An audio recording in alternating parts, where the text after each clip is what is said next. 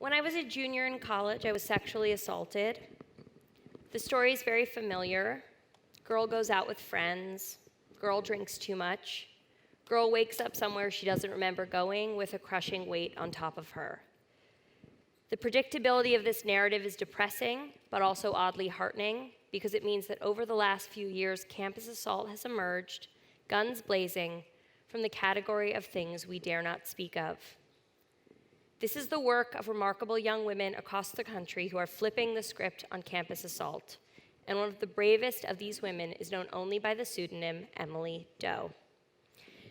Last January, Emily went to a college party at Stanford. She woke up on a gurney covered in dried blood and pine needles. A student named Brock Turner had sexually assaulted her behind a dumpster. For this act, one that would forever alter the course of his victim's life, Brock Turner got 6 months in jail. Emily read a statement in court that demanded accountability from her attacker and from the legal system. Her powerful words went viral. Joe Biden very rightly called her a warrior. When I was assaulted, I lived with guilt that I had been out, wasted in a party dress, and fear that I was as inconsequential as I had been made to feel when I woke up on the floor. 10 years later, having publicly disclosed my assault and faced some of the backlash so many survivors do, I still needed healing.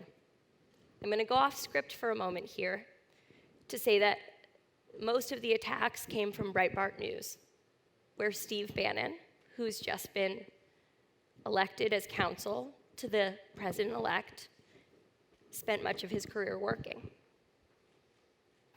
Emily's statement was a gift to survivors like me, one that we will work very hard to repay through our honesty and through our actions. Thank you, Emily. Tonight, reading Emily Doe's powerful words from both her original statement to her assailant and from an essay just published in Glamour, please welcome actors Gabourey Sidibe, Frida Pinto, and Amber Heard.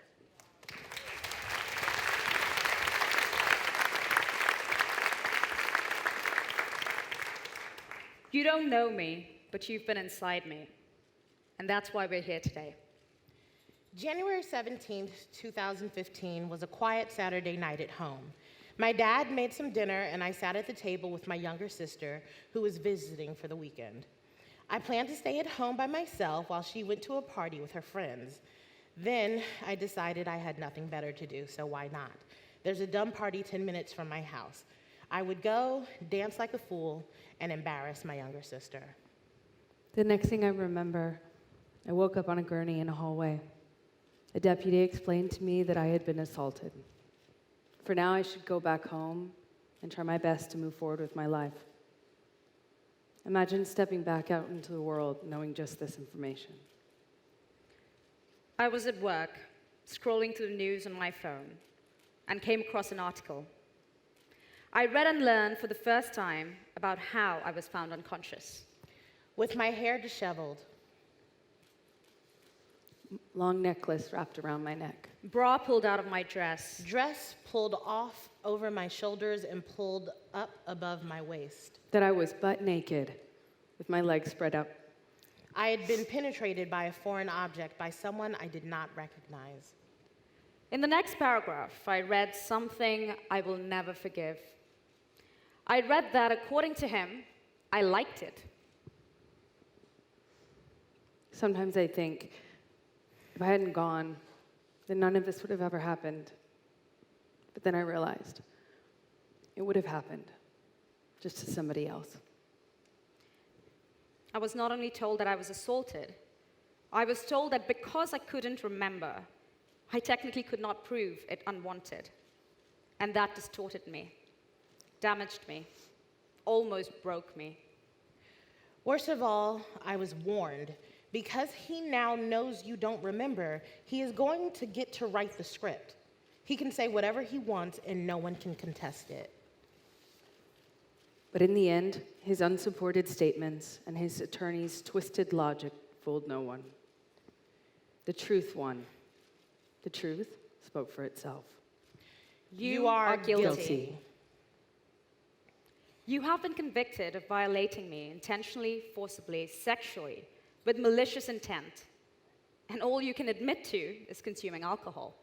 Do not talk about the sad way your life was upturned because alcohol made you do bad things. Figure out how to take responsibility for your own conduct. You took away my mouth, my privacy, my energy, my time, my safety, my intimacy, my confidence, my own voice. Until Until today. I want to say thank you to everyone from the intern who made me oatmeal when I woke up in the hospital that morning, to the deputy who waited beside me, to the detective who listened to me and never judged me.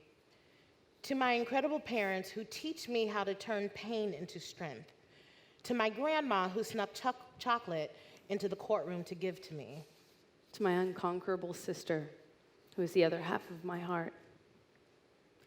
Most importantly, thank you to the two men who saved me, who I have yet to meet. I sleep with two bicycles that I drew taped above my head to remind myself there are heroes in this story, that we're looking out for one another. To have known all these people, to have felt their protection and love, is something I will never forget. Finally, to girls everywhere, I am with you. On nights when you feel alone, I am with you. When people doubt you or dismiss you, I am with you. I fought every day for you. No, never stop fighting. I believe you. I hope that by speaking today, you absorbed a small amount of light, a small assurance that we are getting somewhere. And a big, big knowing that you are important. Unquestionably, you are untouchable. You are beautiful. You are to be valued, respected, undeniably every minute of every day. You are powerful, and nobody can take that away from you. In the very beginning of it all, one comment lodged harmfully inside me. Sad. I hope my daughter never ends up like her. Now I am learning to say, I hope you end up like me, meaning I hope you end up like me strong. I hope you end up like me proud of who I'm becoming. I hope you don't end up. I hope you keep going. And I hope you grow up knowing that the world will no longer stand for this. Victims are not victims, not some fragile, sorrowful aftermath. Victims are survivors. And survivors are going to be doing a hell of a lot more than surviving.